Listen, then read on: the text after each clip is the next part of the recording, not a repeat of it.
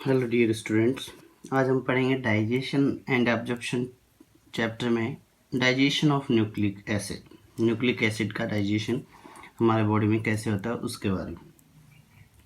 Nucleic acid basically दो forms में होते हैं, डीएनए और RNA, both are the nucleic acids. Nucleic acids हमारे बॉडी में कहाँ से आते हैं या किस फॉर्म में डाइजेस्टिव मटेरियल के फॉर्म में इंजेस्ट किए जाते हैं। Nucleic acid comes from food material. Nucleic acid DNA और RNA present in all cells. ये फूड मटेरियल से आता है और वो फूड मटेरियल हमारी बॉडी के अंदर सभी सेल्स में रिक्वायर्ड होता है। DNA only in the nucleus, DNA खाली न्यूक्लियस के अंदर है और आरएनए न्यूक्लियस और साइटोप्लाज्म दोनों ही पार्ट के अंदर प्रेजेंट होता है।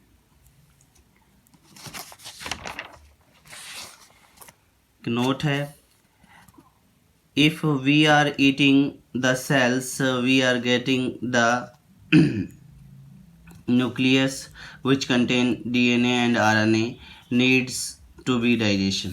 आप लोग बोल रहे हैं कि हम लोग अगर एक किसी पर्टिकुलर सेल का इंजेक्शन करते हैं तो उसमें उसका न्यूक्लियस होगा और उस न्यूक्लियस में DNA और RNA दोनों होंगे। नीड्स टू बी डाइजेस्ट, उसको डाइजेशन करने के लिए रिक्वायरमेंट होती है। अब एलिमेंट्री कैनाल में डिफरेंट पार्ट में न्यूक्लिक एसिड का डाइजेशन कैसे कंप्लीट होता है उसके बारे में डिस्कस करेंगे। सबसे पहले है buccal cavity. No digestion,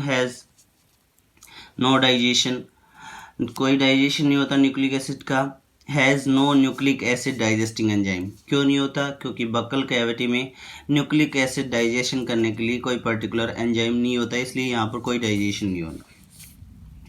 second है stomach, here is also no digestion. इस पार्ट के अंदर भी कोई भी गैस्ट्रिक जूस के अंदर कोई पर्टिकुलर न्यूक्लिक एसिड नहीं होता, इसलिए यहाँ पे भी न्यूक्लिक एसिड का डाइजेशन नहीं होगा। Gastric juice does not contain nucleic acid digesting enzyme, यानी स्टोमक के अंदर जो गैस्ट्रिक जूस सिक्रेट किया जाता है उसमें कोई भी पर्टिकुलर डाइजेस्टिंग एंजाइम नहीं होता, इसलिए यहाँ पर भी क्या होता है, no digestion of nucleic acid, nucleic acid का कोई डाइजेशन नहीं होता।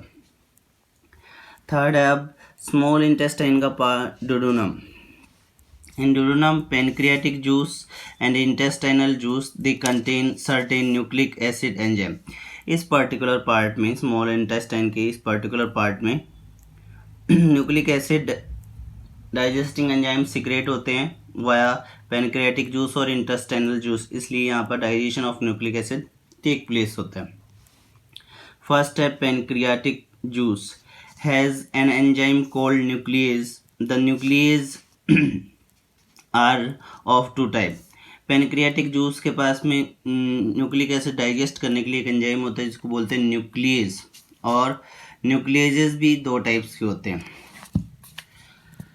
न्यूक्लियजेस के टू टाइप्स है, डीऑक्सीराइबोन्यूक्लियस और राइबोन्यूक्लियस। इनके नाम से पता चल रहा है, डीऑक्सी डीएनए के ऊपर और राइबो इट मीन्स आरएनए के ऊपर। Their action on directly on DNA और आरएनए। डीऑक्सीराइबोन्यूक्लियस ऑन डीएनए और राइबोन्यूक्लियस ऑन आरएनए।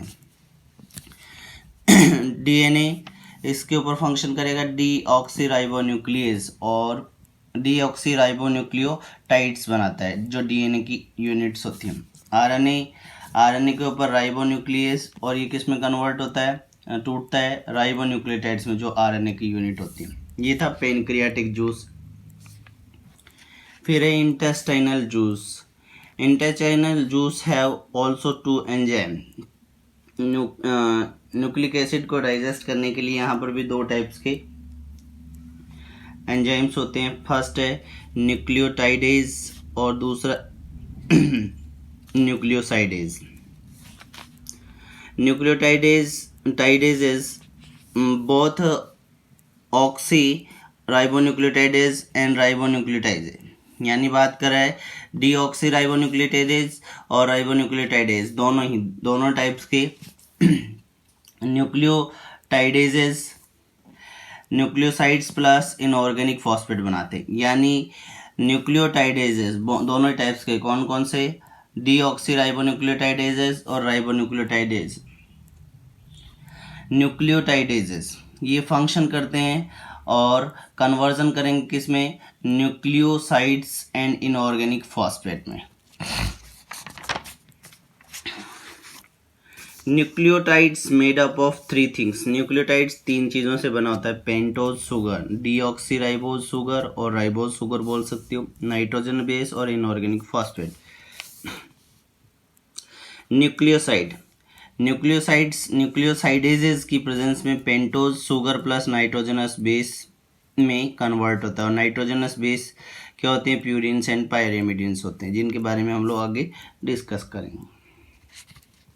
ये डाइजेशन है, इस टाइप से न्यूक्लिक एसिड का डाइजेशन है। तो न्यूक्लिक एसिड का डाइजेशन कहाँ से स्टार्ट होता है, डुओडेनम में स्टार्ट होता है। सबसे पहले पैनक्रियाटिक जूस और इंटेस्टाइनल जूस में इसके एंजाइम सीक्रेट होते हैं।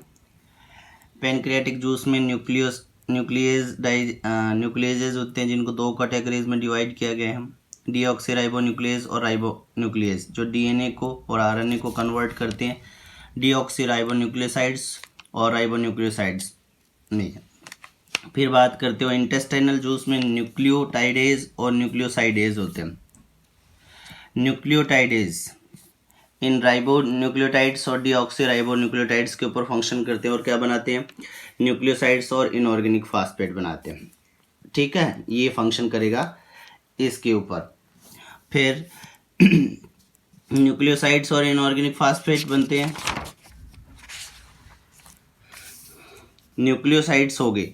ठीक है, ये जो यहाँ से बन रहे थे न्यूक्लियोसाइड्स, इनके ऊपर फंक्शन करेगा न्यूक्लियोसाइडेजेस, और क्या बनाता है, पेंटोज शुगर और नाइट्रोजनस बेस या purine and pyrimidine. This is the nucleic acid digestion.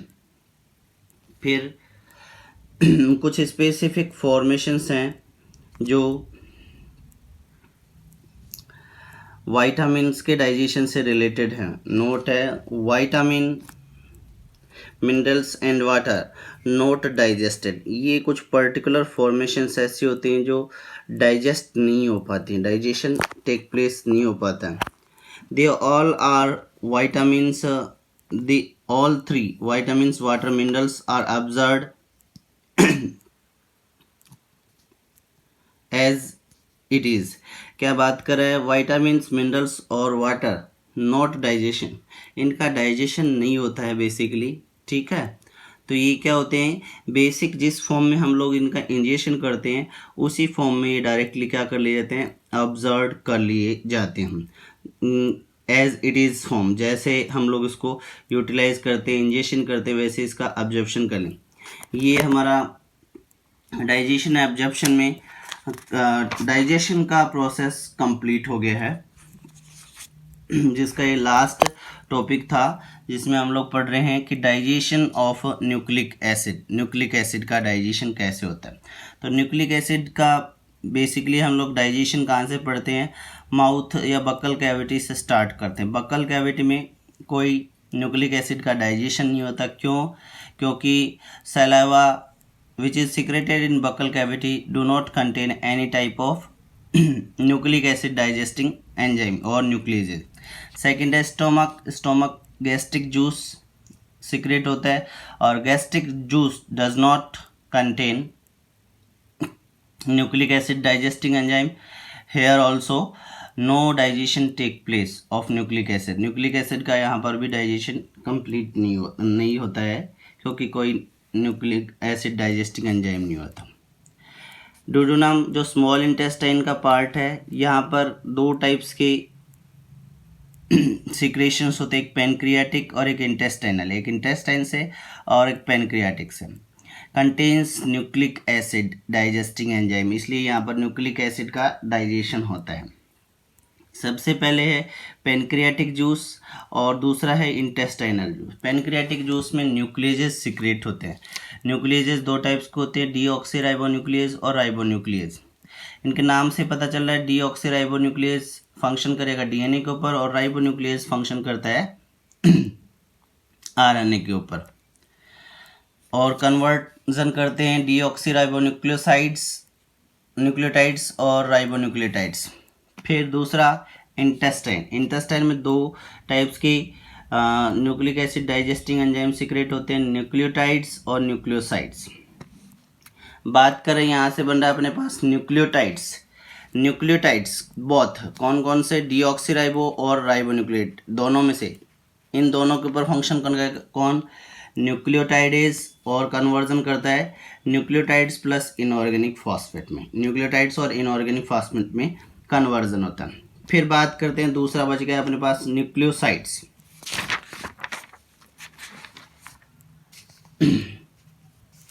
Nucleosides in presence of nucleosidases formation करता है पेंटोज शुगर और नाइट्रोजनस बेस का, ठीक है।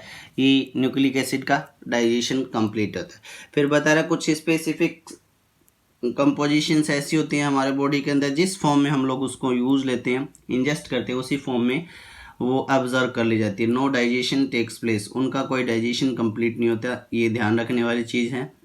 विटामिन, मिनरल्स और वाटर, कुछ स्पेसिफिक वाटर, मिनरल्स और वाइटामिन्स ऐसे होते हैं जो डाइजेस्ट नहीं होते, जिस फॉर्म में हम लोग इनका इंजेक्शन करते हैं उसी फॉर्म में ये हमारी बॉडी के अंदर अब्जॉर्ब कर लिए जाते हैं। ये था डाइजेशन इन एलिमेंट्री कैनाल, सभी टाइप्स के मॉलिक्यूल्स का, proteins, vitamins, mineral, water, fat, carbohydrate, ये सब डाइजेशन के ही स्टेप्स है। इसके बाद में हम लोग पढ़ेंगे absorption of digestive food. Thank you.